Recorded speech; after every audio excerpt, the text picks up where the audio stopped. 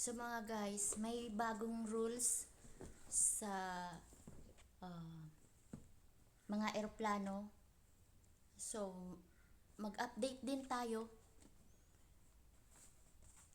Oh, hindi pa masyadong luma. Talagang ano sila, pag ayaw na nila, tapon na yan. Pero pag gusto mo, syempre, oh, mga tuwalya, mga sayang din. Ito sa akin to. O, di ba? Tapos mga kortina, guys. Pwedeng pwede sa bahay. Oh, saan ka pa, di ba? Ito, ginagamit ito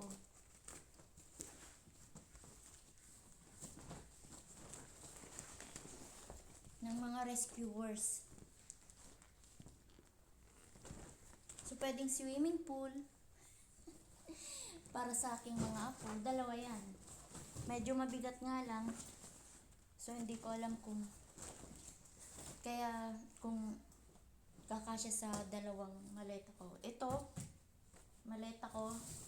Hindi ako bumibili ng maleta. Bigay ito ng kaibigan ko doon sa Qatar.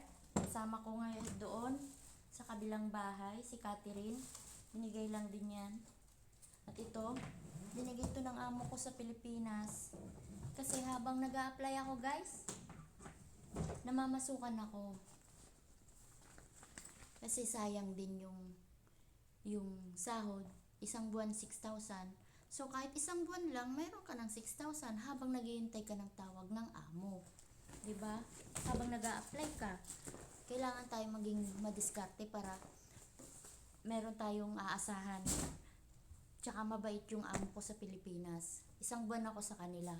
Pero parang isang buwan kalahati din yung pinasahod sa akin. Kasi may allowance, may mga kung ano-anong binibigay ko sa anak ko. May mga pagkain, kung anong-anong grocery.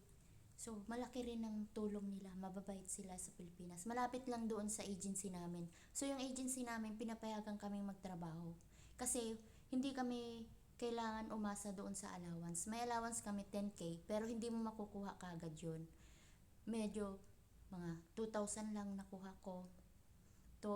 So, pag alis mo, saka mo makukuha yung natitira, kung ano yung nagastos.